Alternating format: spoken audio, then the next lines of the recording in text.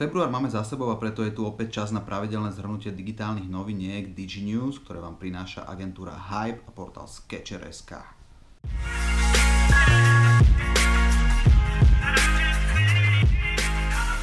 Najdiskutovanejšími témami mesiaca, ktoré rezonovali na sociálnych sieťach, boli fialové holuby, odovzdávanie Oscarov, no a na Slovensku sa celkom riešili aj dve opité vodičky, ktoré sa zrazili v Prešove. Inak je podľa vás normálne sadnúť si za volant pod vplyvom alkoholu? Je.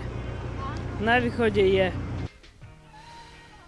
Poďme sa ale pozrieť na to, čo nám vo februári priniesli giganti internetového sveta. Na Instagram je odteraz možné pridávať až 10 fotiek alebo videí naraz do jedného postu.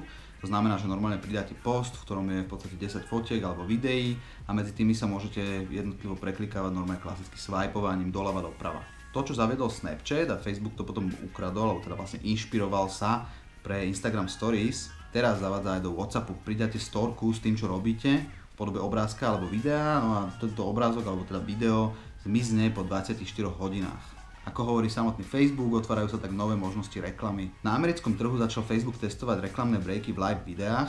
To znamená, že si dáte normálne počas živého vysielania pauzičku no a za túto dobu ešte zarobíte nejaké bubáčiky, pretože budete prenajímať reklamný priestor iným inzeretom na Facebooku. Čo sa nepodarilo spoločnosti Google so svojimi Google Glasses, ani žiadnemu poprednému výrobcovi okuliarov sa nakoniec podarilo spoločnosti Snapchat, alebo teda Snap, ako sa po novom Snapchat volá. Google sa snažil zaviesť Google Glasses, ktoré sa veľmi neujali a Snapchat to absolútne vychytal, pretože spustil predaj Spectacles, o ktorých mladí ľudia absolútne šalejú a ktoré majú v sebe zabudovanú kamerku a sú priamo napojené na Snapchat. Môžete zaznamenávať každú sekundu svojho života odteraz úplne jednoducho iba tým, že máte na sebe okuliare a rovno to dávate na Snapchat. Čím sa vlastne nič nemení, akurát to bude o dosť jednoduchšie, pretože nebude potrebné už nosiť do svojho telefónu, ale máte to priamo v okuliároch. No a práve tento mesiac spustil Snap predaj týchto okuliarov Spectacles na americkom trhu. YouTube sa rozhodol vyrolovať mobilný live streaming pre všetkých tvorcov videí, ktorí majú na 10 000 subscriberov. Každopádne každú chvíľu to už bude dostupné globálne pre úplne všetkých tvorcov videí a nebude potrebné ani splniť podmienku tej hranice vlastne 10 000 subscriberov. Lead Ads. Reklamný formát, prostredníctvom ktorého ste mohli doteraz na Facebooku zbierať e-mailové adresy od používateľov a rozširovať tak databázu,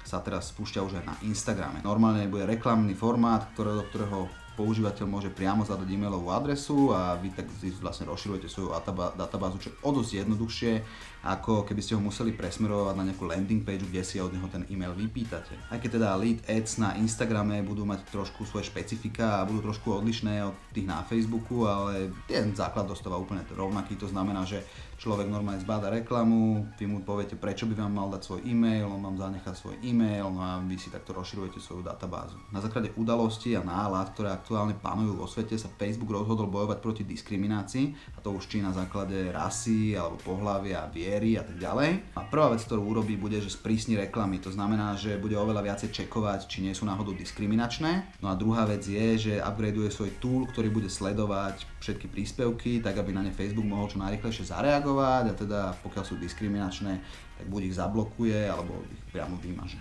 Viete, ako je to s obrázkami. Máte nejaký obrázok úplne presne v hlave, úplne presne viete, čo hľadáte a jednoducho nemôžete ho za nič na svete nájsť. Ani na Shutterstocku, ani v žiadnej inej fotobanke, pretože doteraz bolo podstatné to, že keď ste uploadovali svoju nejakú fotku na web, tak ste ho museli otagovať, označiť tým, že napríklad bol tam bežec, tak ste tam dávali, že bežiaci človek, dajme tomu, alebo proste bežec a podobne. A na základe tohto vám potom Google alebo teda ostatné fotobanky zobrazovali fotky, ktoré ste vyhľadávali. Takže hľadáte bežca, dali ste si kľúčové slovo bežec do vyhľadávania a na základe toho, ako Google videl otagované jednotlivé fotky, tak vám ich zobrazil vo výsledku vyhľadávania. Facebook hovorí, že tomuto bude koniec. Zavádza umelú inteligenciu, ktorá bude automaticky rozlišovať, čo je na danej fotke. Keď teraz uploadnete fotku na Facebook, tak Facebook automaticky bude vedieť, že čo sa na tej fotke nachádza a sám si ju otaguje. Tak vlastne táto umelá inteligencia bude schopná rozlišovať, čo sa na danej fotke nachádza, aké sú tam predmety a podobne. No a týmto pádom, keď budete vyhľadávať toho bežca alebo bežiaceho človeka, tak Facebook vám zobrazí celú databázu svojich fotiek,